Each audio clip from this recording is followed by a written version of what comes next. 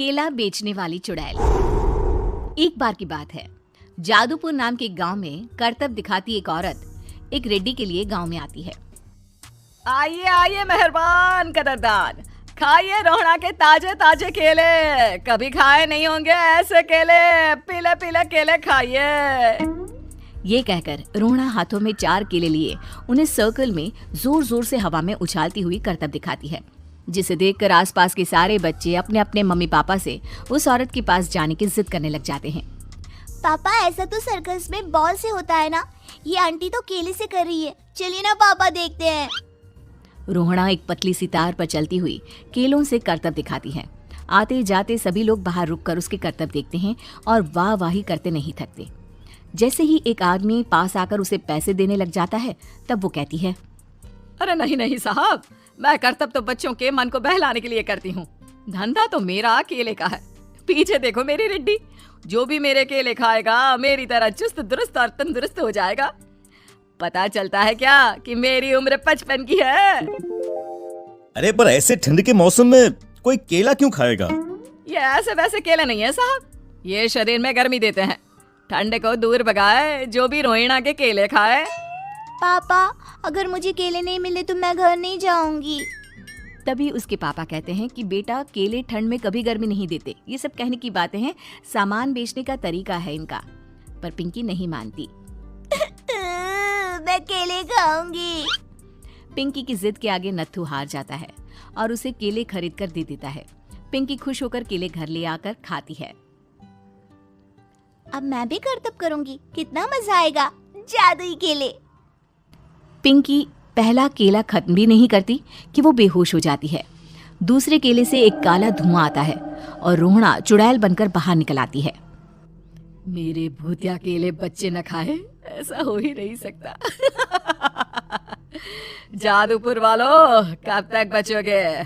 आ गई हूँ मैं रोहड़ा, जिसका कोई नहीं कर सकता सामना।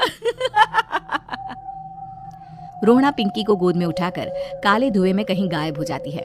शाम के वक्त नत्थू घर लौटता है और पिंकी को घर में ना पाकर उसकी माँ से कहता है, माँ पिंकी कहाँ है? अरे बेटा, उसे तो तू सुबह करतब दिखाने ले गया था ना, फिर कहाँ वापस आए तुम दोनों? मुझे लगा तू उसे अपने साथ मंडी ले गया होगा। हे भगवान, मेरी बच्ची कहाँ गई? मैं उसे घर ही तो छोड़कर गया था माँ। नत्थू गांव के घर कोने में अपनी बेटी को ढूंढता है, पर उसे वो कहीं नहीं मिलती। परेशान होकर आके रो रो कर नत्थू हिम्मत हार कर घर लौट आता है। अगली सुबह रोहड़ा फिर से करतब दिखाने आती है और इस बार पिंकी की तरह रोनी केले खरीद लेता है। 50 रुपए दिए थे पापा ने, सारे पैसों की मैंने केले खरीद लिए हैं। अब मैं भी आंटी की तरह ही करतबबाज बन जाऊंगा। यही सोचते हुए रोनी केले खाता है और पहला अकेला केला आधा खत्म भी नहीं करता कि चुड़ैल उसके सामने आ जाती है। मेरे साथ चलने का समय आ गया है रोनी। ये तो बस शुरुआत है। अब इस गांव के सारे बच्चे धीरे धीरे मेरे कब्जे में होंगे, एक बच्चा भी नहीं बचेगा। ये कहकर रोना रोनी को गोद में लेकर काले धुएं में अदृश्य हो जाती है। इसके बाद हर रोज गांव में से कोई ना कोई बच्चा गायब होता, पर ऐसा क्यों हो रहा है किसी को भी समझ में नहीं आ पा रहा था।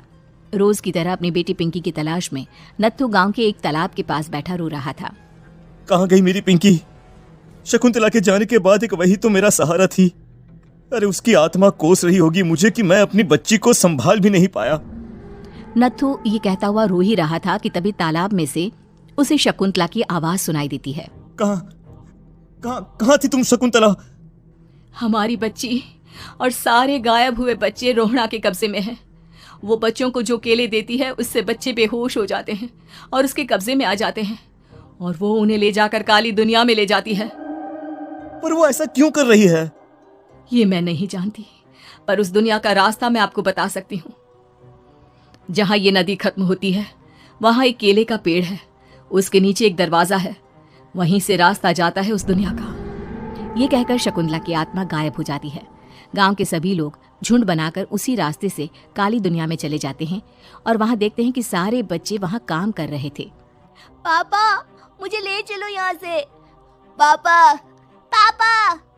सभी बच्चे अपने मम्मी पापा से लिपट जाते हैं। तो तुम लोग यहाँ तक आ गए? क्यों हमारे बच्चों को पकड़ लिया तूने?